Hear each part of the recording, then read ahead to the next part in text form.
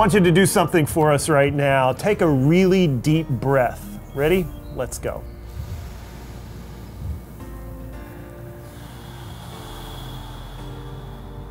Isn't it amazing how just something that simple can make you feel so much better? Because the truth is, breathing is important to all of us. The human body needs to expel things like carbon dioxide, otherwise it becomes toxic. And so the human body can go without food for weeks, can go without water for a few days, but if you stop breathing, we'll die in minutes. Here's what we want you to know. What breath is to our lungs and our body, worship is to our soul and our spirit. And so we're here on a somewhat, little bit windy day to talk about breathing. You know, I have an interesting teaching that I learned about breathing. It's an old rabbinical tradition, and when they looked at the name of God, Yahweh, they wouldn't pronounce it, but for two reasons. One of which was for the theological reason of just God's name and the reverence and the power, and they didn't want to become close to even using God's name in vain. But there was also this idea that the name of God was almost impossible to say because Yahweh, it was this guttural, almost breathing sound. And the question that they would pose is the name of God the sound of breathing? Yahweh. And the theology that they would pull out of it was, even when we breathe, we're proclaiming God's name.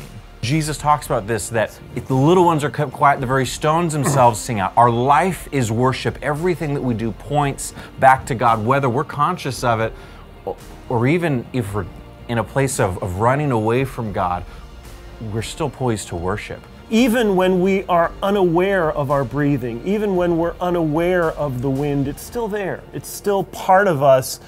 And most of us just don't think about this sort of thing. So the question we have for each of us is, how do we worship when we don't even think we're worshiping?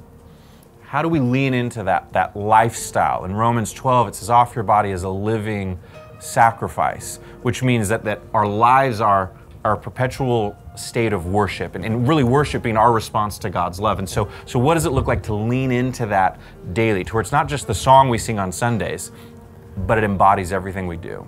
Because most of us think, I worship by going to church. But really, it's a matter of how intentional am I in this? How much do I think about how I breathe in God's grace and breathe out the toxins of my own life? So a way that I do that is, and I heard actually our good old Pastor Chap use this in a message, and it stuck with me, that there was a theologian, Eugene Peterson, who was mentoring someone, and she felt distant from God in her worship. And so he asked her, what in your life requires you to utilize the most discipline in your day-to-day routine? And she responded by saying, well, my daughter's on the spectrum, and when it comes to mealtime in the morning for breakfast, it requires an immense amount of discipline, just given how hard it is just to feed her daughter. And Eugene Peterson said, what would it look like for you to invite God into that process? And essentially he was saying, what would it look like for you to invite God into the areas of life that require you to exercise the most discipline in your day? So I took that and said, okay, from whether it's driving in traffic and focusing on the road, or in the midst of meetings, just inviting God into those places where when I'm operating a sense of go mode and discipline, to stop and breathe and say, okay, God, how do I invite you into this process? I've noticed that the number of times that people who are worship leaders, who are preparing for worship for the first time, maybe it's a layperson who's going to be doing a reading or something like that, and they come to the worship service and they've prepared on that weekend for the experience of leading others in worship. And when they do, they find it amazing. Oh, that was the best sermon. That was the best worship experience. And I think to myself, how much of that really is the sermon, and how much of it is that you might have prepared more intentionally than you ever did before? What would it look like for you and for me if we really thought about how we prepare for worship? Most of us arrive at worship and we just kind of breeze in and then sit down. What if we prepared ourselves?